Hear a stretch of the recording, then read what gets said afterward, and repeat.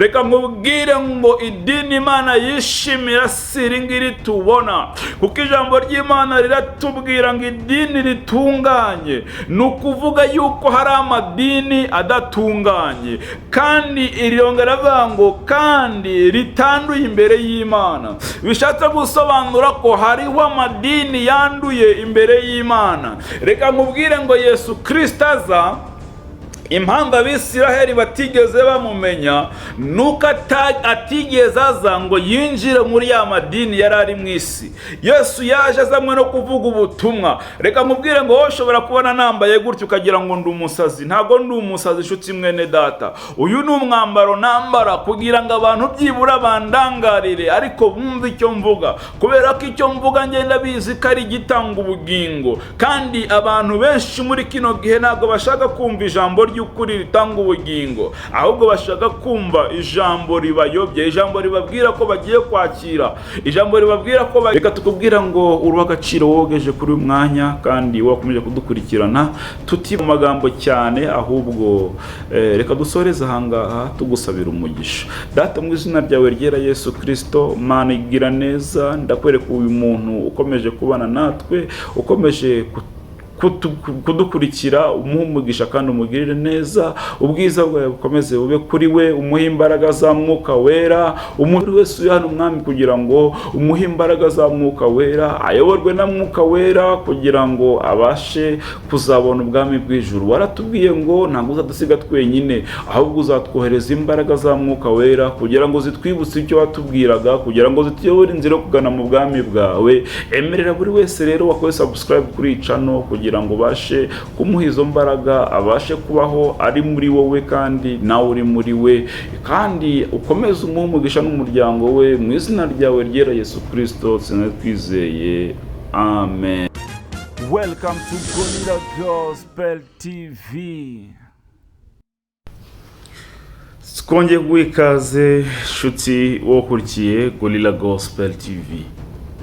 Imana y'amahoro niguha umugisha kandi ikugirire neza. Wewe wakoze subscribe uri w'agaciro. Dore tugusengera umunsi wose, ibihe byose, uhora ku mutima wacu, tugusabira ku Mana kugira ngo ikomeze kuhagura kandi kugirire neza. Reka tukubwire wowe nawe ukigera kuri iyi channel Gorilla Gospel TV, tukubwira ngo iyi ni channel yivuga ubutumwa, ni channel igambiriye kugira ngo ivuge ubutumwa bwiza bw'ukuri kandi butagize icyo bwongerwaho cyangwa se bugabanyijweho. Ni iby'agaciro yuko wakora subscribe kugira ngo nawe winjire mu muryango umugari wa Gorilla Gospel TV show, aho ushobora kubona ubutumwa butavangiye, ufite aho butandukaniye n'ubundi bwose kujya twumva. Reka tukubwire ngo turi mu bihe bya nyuma kandi turi mu bihe bigoye, aho ikizira kicahera.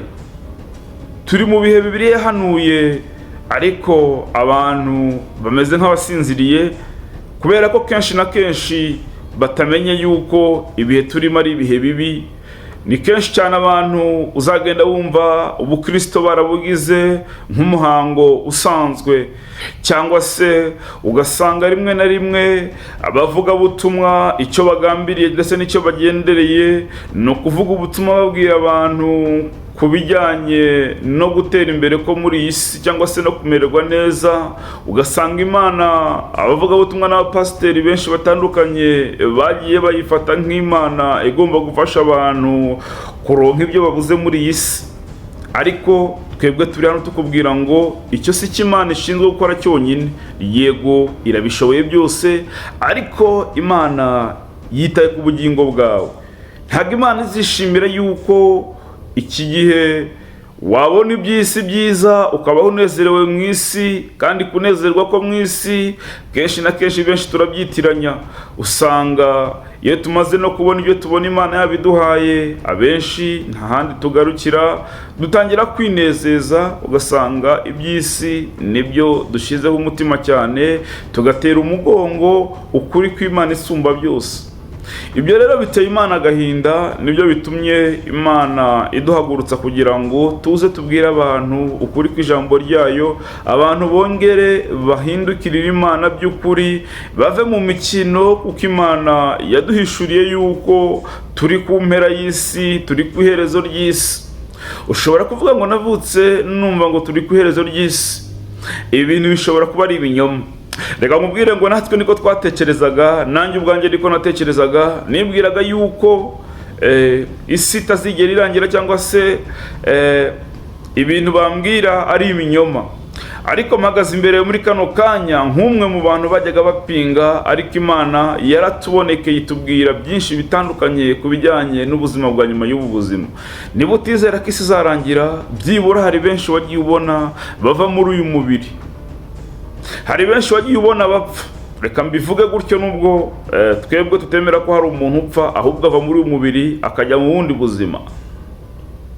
Muri ubu buzima rero tubamo, ni amahirwe Imana iba yaduhaye kugira ngo tubashe kwitwara nk'uko ibishaka, maze tuzabeho neza mu buzima bwa nyuma y'ubu buzima.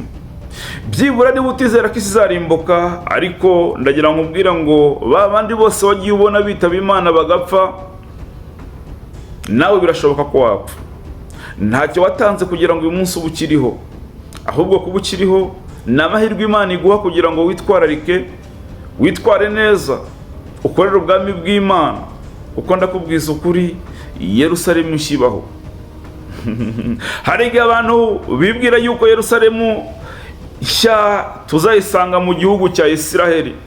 Oya, ntabwo ariko bimeze. Hari igihe abantu twibwira ko igihe kimwe isi izarimbuka ikibirandura, abantu barimo bose bagapfa bagashira. Oya, ntabwo ariko bimeze. Ndagira nkubwire ngo ubuzima bwo muri isi bugira itangira ariko bukagira n'iherezo. Niko Imana yabigennye kandi niko Imana yabiteganyije, kugira ngo umwana w'umuntu anyuzwe muri ubu buzima, ndetse na nyuma yabwo Imana izamugororere. Ibyo bintu rero nta kindi Imana yabikoreye, kwari ukugira ngo ibashe kubona abayikunda by'ukuri kandi n'abayishakashaka, nk'uko ijambo rye rivuga ngo nkunda abankunda kandi abanshakana umwete bazambona. Reka nkubwire wowe uteze amatwi, ni kenshi cyane ushobora kubabazwa nuko ukennye cyangwa se uri kunyura mu bibazo n'ibigeragezo. Ni kenshi cyane ushobora kuba wakwibwira yuko kuba uri kunyura mu bigoye ari ibintu bikwereka yuko Imana yaguteye umugongo.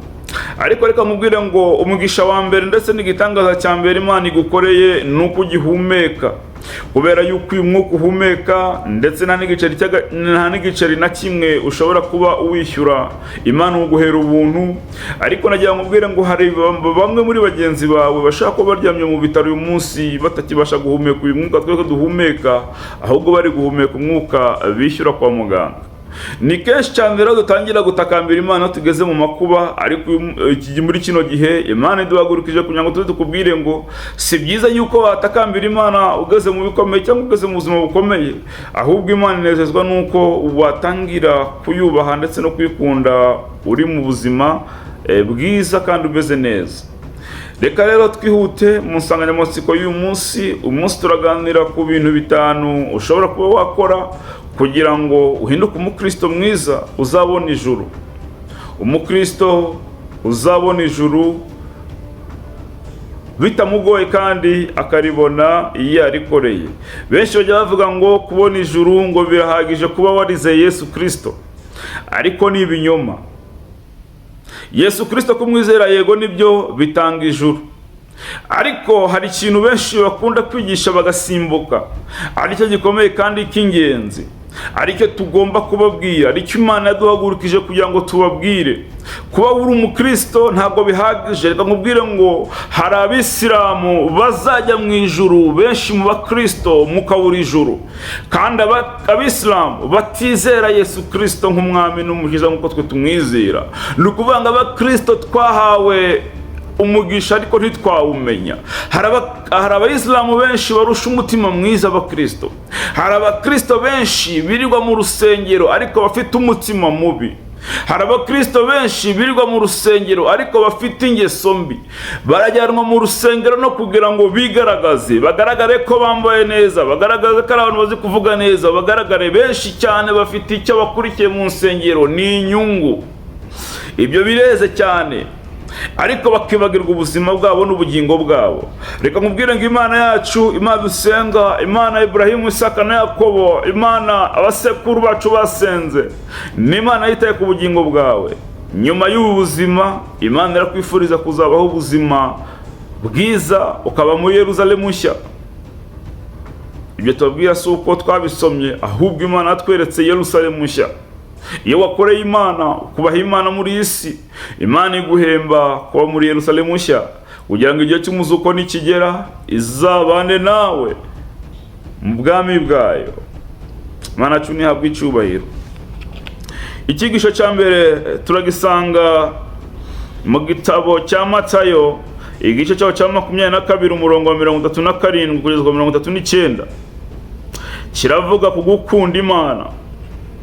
Ni byiza yuko ukunda Imana. Ni byiza yuko niba uri umukristo nyawe akunda Imana.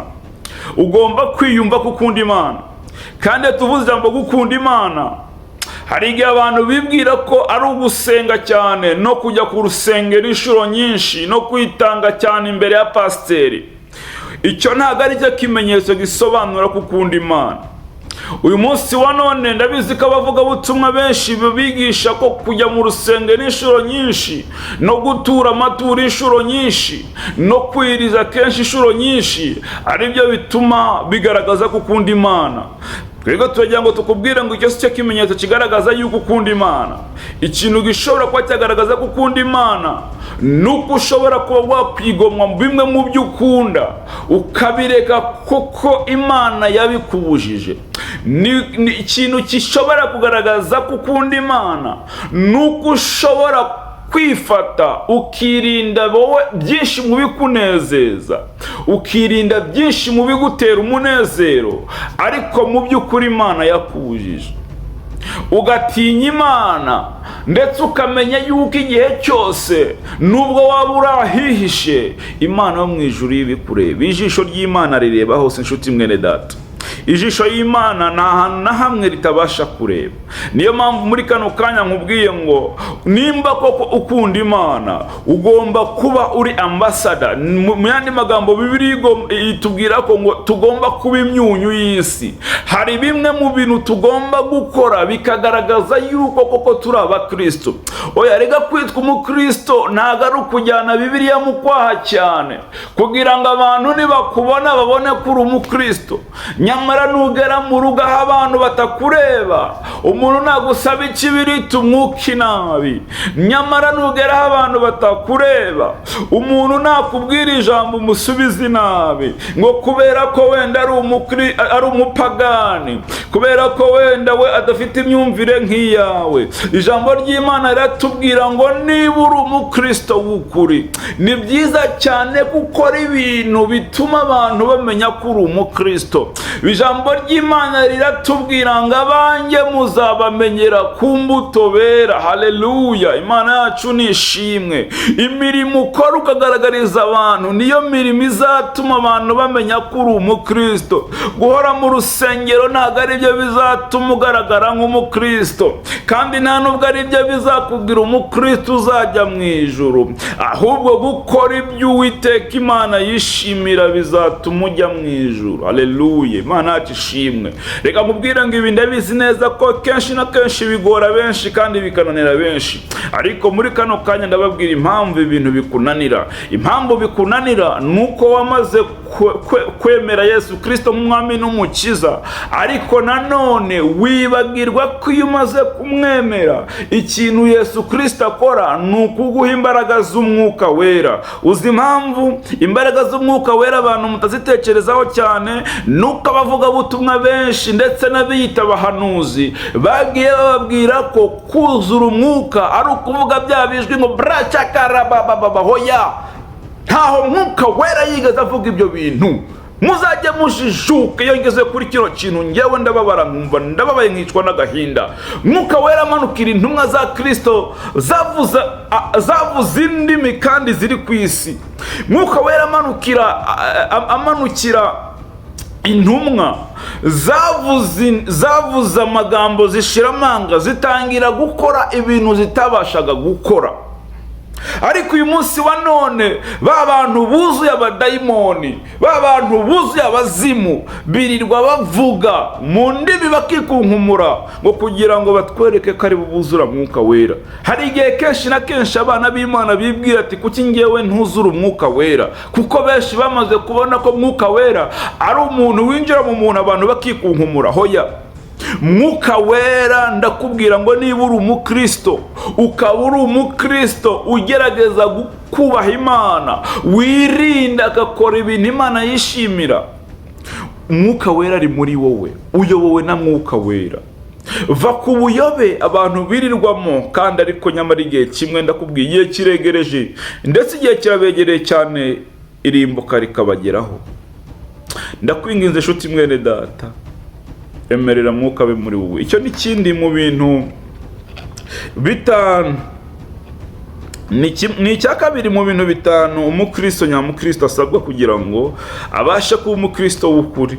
Ni ukuyoborwa, kwemera kuyoborwa n'Umwuka. Ni ijambo dusanga mu Bagalatiya igice cyaho, ijambo dusanga mu Bagalatiya igice cyaho cya 5 umurongo wa 22 kugeza ku wa 23. Ariko hagati aho ngaho ntago twasomye ijambo rya mbere ryari riri muri Matayo. Haravuga ngo nawe arabasubiza ati ukundisha Uwiteka Imana yawe n'umutima wawe wose, n'ubugingo bwawe bwose, n'ubwenge bwawe bwose. Ni bimwe nababwiraga ati koko niba ukunda Imana, yikunde by'ukuri, uyikundisha umutima wawe, uyikundisha ibitekerezo byawe, uyikundisha imbaraga zawe z'umubiri. Icyo nicyo kizahamya ko ukunda Imana koko. Icya kabiri dusanga mu Bagalatiya igice cyaho cya 5 kiravuga ati emerera Mwuka wera kuyobore. Nibyo nakubwiraga ngo niba wumva ko kuri umukristo, emerera Mwuka w'Imana kuyobore.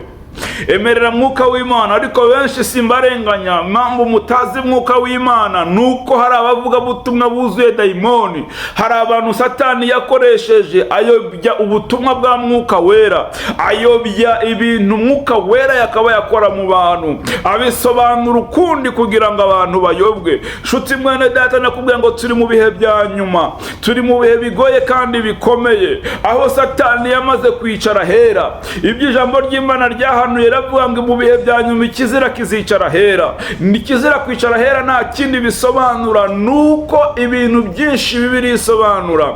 Ahazaza abantu bakiyita b'Imana bakabihindura ukundi kugira ngo abana b'Imana bayobe, badakomeza kugendera mu nzira y'Imana. Nabibabwiye ngo kugendera mu Mwuka si ukwikunkumura cyangwa se kuvuga bya birimo abantu bose twumva bavuga.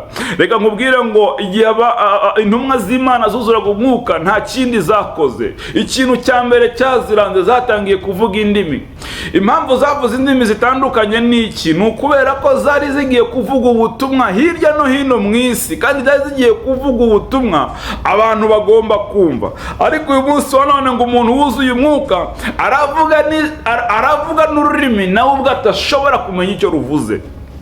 Ubwo ni ubujiji duje guca, ni ubujiji n'akajagari tuje guca kugira ngo abadayimoni bave mu bantu, abantu bamenye ukuri kandi bakurikira ukuri. Ijambo ry'Imana rivuga ngo ukuri niko kuzaba batura. Ijambo ry'Imana rivuga ngo mwumve ukuri kuko ukuri niko kuzaba batura, ukuri niko kuzabakiza kukabajyana mu ijuru. Haleluya, Imana yacu nishimwe. Ijambo ry'Imana rivuga ngo nimwemere kuyoborwa n'Umwuka.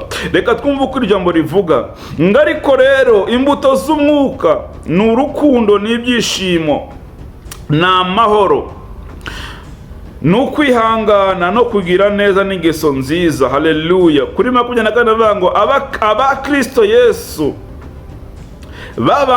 babambanye kamere n'iruba ry'irari byayo. Haleluya.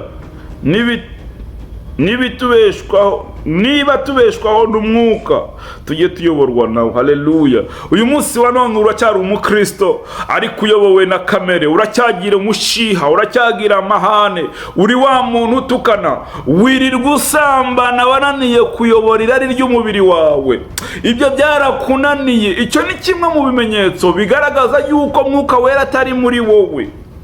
Kandi reka nkubwire mwene data, kuba mwuka wera atari muri wowe ni ikintu gikomeye. Reka nkubwire ngo iyo wamaze kwakira Yesu Kristo, emerera mwuka kuyobore, kuko ni wowe wenyine ushobora kudushoboza kuba twakora ibyo Imana ishaka, kuba twakora ibyo Imana yishimira. Reka nkubwire ngo igihe cyose intumwa zagendanye na Yesu ntago ari uko zari zaramumenye, oya. Reka nkubwire ngo igihe Yesu yabaga ari kumwe n'intumwa yari abizi neza ko zitaramumenya. Ibuka igihe Petero yabwiraga Yesu ati aho uzajya hose nzagukurikira.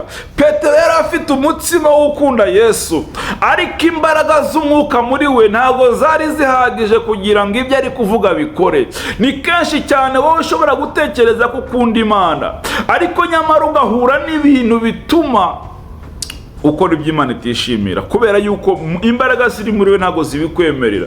Reka mubwire ngo Petero amaze kubwira Yesu ko azabana nawe mu bigaragazo mu bihe byose bigoye, atazigera musiga, isake yabitse gatatu nk'uko Yesu yari yabimubwiye. Petero yari yamaze kwihakana Yesu. Birashoboka ko yuko nawe hari ibintu bishobora kukubaho ukihakana Yesu mu buryo utazi. Birashoboka yuko umeze nka Petero mu rundi ruhande, ariko reka nkwereke Petero, uyu ni Petero utari ufite umwuka wera muri we.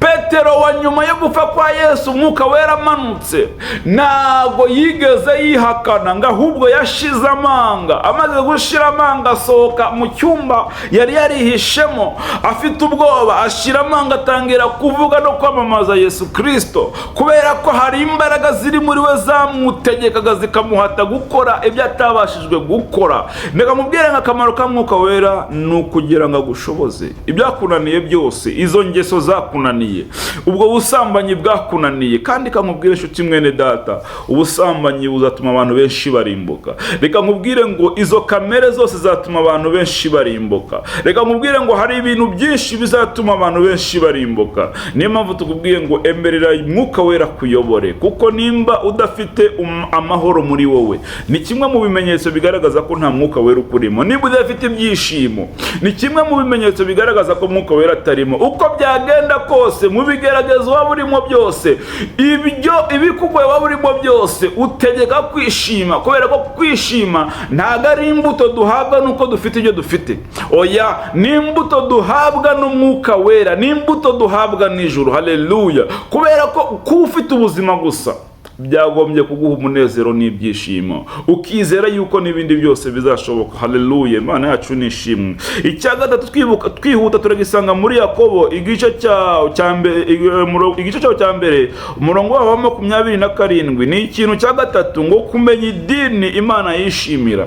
Uyu munsi wa none abantu tujya twibwira yuko kuba umurokore cyangwa se kuba umugaturika cyangwa se kuba umudivantiste cyangwa se kuba byishimo abantu matorero yaje ni menshi cyane, aribyo bizatujyana mu ijuru.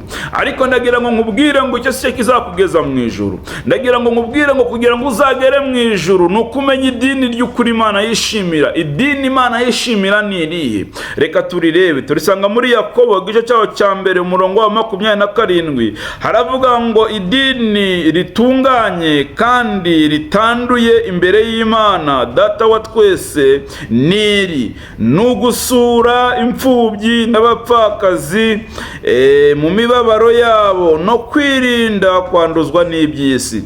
Reka nkubwire ngo iri dini abantu twamaze kurijugunya, twaritesheje agaciro. Uyu munsi wa none umuntu aranagutakira akakubwira ko afite ibibazo, ukavuga ati hoshimva imbere. Abantu twataye umutima, abantu twatakaje agaciro, kubera ko bamwe mu bapasiteri ndetse no mu bita abakozi b'Imana bamaze kutubwira yuko kwitwa umukristo nyawe ari ukujyana amaturo mu rusengero no kwirirwa mu rusengero ukaba umucakara w'amadini. Reka nkubwire ngo idini Imana yishimira twishimira si iri ngiri tubona, kuko ijambo ry'Imana riratubwira ngo idini ritunganye ni ukuvuga yuko hari amadini adatunganye, kandi irongera avuga ngo kandi ritanduye imbere y'Imana. Bishatse gusobanura ko hariho amadini yanduye imbere y'Imana. Reka nkubwire ngo Yesu Kristo aza, impamvu Abisiraheli batigeze bamumenya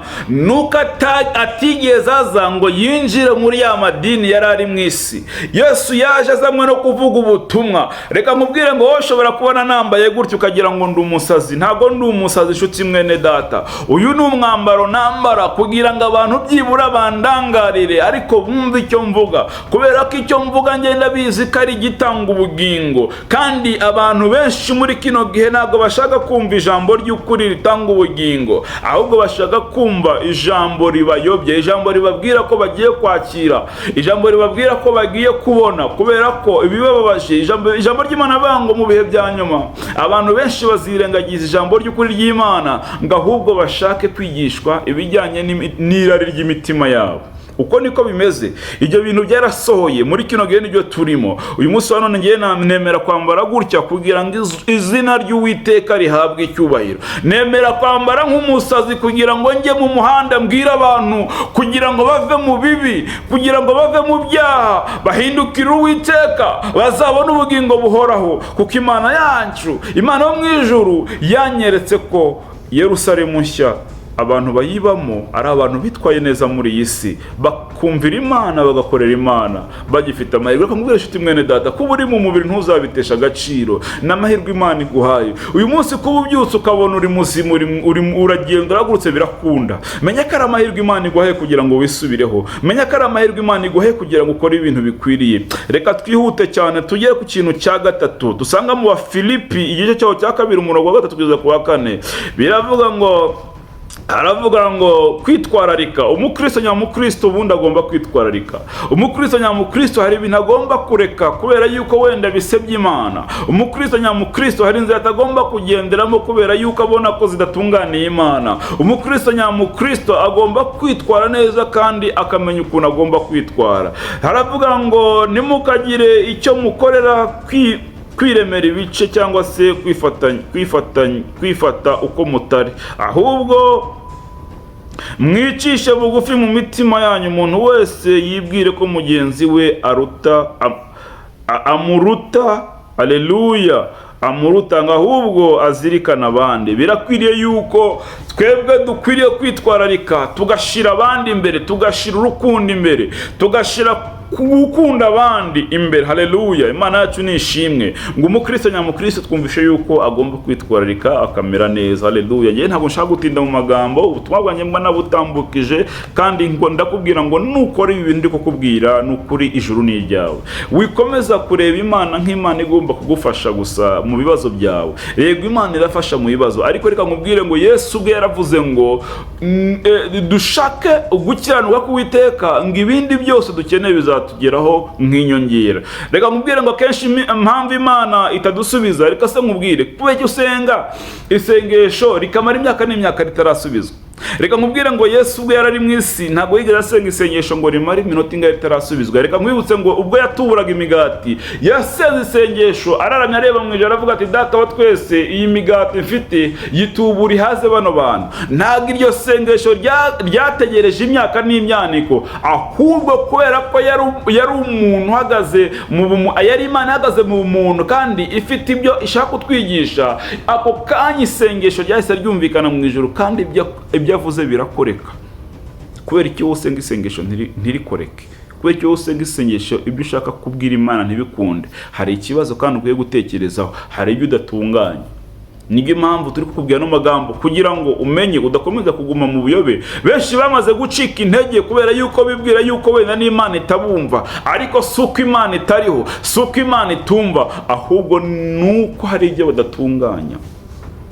Reka tujye ku cyanyuma dusanga muri Yohana 3:18 avuga ati dukunda abandi. Kirasa n'icya 4. Haleluya.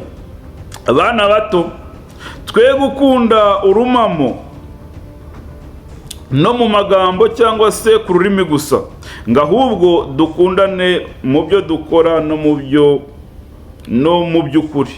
Imana irashaka kutubwira ngo nako turanabizi yuko urukundo ari ryo tegeko rya mbere kandi riri mu mategeko ya mbere asumba yandi mategeko. Gukunda Imana n'umutima wose ndetse no gukunda abagenzi bawe nkuko wikunda. Turabizi ko ari amategeko 10 ari amategeko akomeye. Wakunze ntushaka kumugirira nabi, wakunze ntacyo wamwima, wakunze ntacyo wamwifuriza. Niyo mpamvu Imana tubwira ngo dukunde bagenzi bacu, dukundane, wikwifuriza ikibi mugenzi wawe kabone nubwo yakugirira nabi. Ntukajye uhita umurakarira ngo wumve ko byacitse umugira umwanzi wawe, ahubwo jya utekereza ko Satani akoreye muri wa muntu kugira ngo ababaze umutima wawe.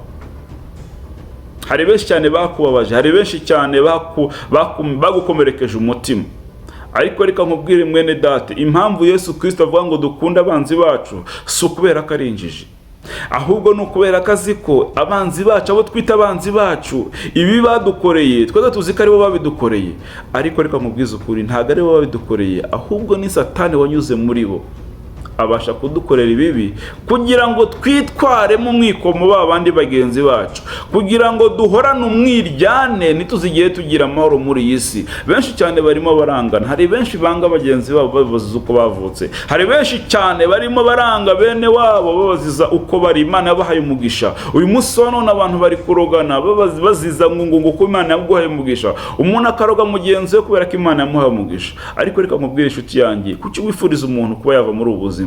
Kuki wifuriza umuntu kuba yapfa kandi nawe wambaye umubiri uzapfa, kandi ntuzi igihe nawe uzarama? Birashoboka ko wakwica mugenzi wawe uyu munsi ariko ejo mu gitondo nawe ukabura apfuye. Birashoboka ko wakwifuriza iki mugenzi wawe ariko nicyo wifuzaga nawe ntukibone, kubera yuko Imana iri hano muri iyi si kandi irakora by'ukuri. Reka tukubwira ngo uruha agaciro wogeje kuri uyu mwanya kandi wakomeje kudukurikirana, tutibanda mu magambo cyane, ahubwo reka dusoreze ahangaha tugusabira umugisha. Data mu izina ryawe ryera Yesu Kristo, Mana igira neza, ndakwereka uyu muntu ukomeje kubana natwe, ukomeje kudukurikira, umugisha kandi umugirire neza, ubwiza bwawe bukomeze bube kuri we, umuhe imbaraga za Mwuka Wera, umushoboze Mwami Imana gushyira mu bikorwa ibintu bitanu tumaze kurebera hamwe kugira ngo uzamuhe ubwami bwawe. Ndasengera buri wese uri hano Mwami kugira ngo umuhe imbaraga za Mwuka Wera, ayoborwe na Mwuka Wera kugira ngo abashe kuzabona ubwami bw'ijuru. Waratubwiye ngo ntabwo uzadusiga twenyine, ahubwo uzatwohereza imbaraga za Mwuka Wera kugira ngo zitwibutse icyo watubwiraga, kugira ngo zituyobore inzira yo kugana mu bwami bwawe. Emerera buri wese rero wakoze subscribe kuri channel kugira ngo bashe kumuha izo mbaraga, abashe kubaho ari muri wowe kandi nawe uri muri we, kandi ukomeze umugisha n'umuryango we. Mu izina ryawe ryera Yesu Kristo twizeye, amen.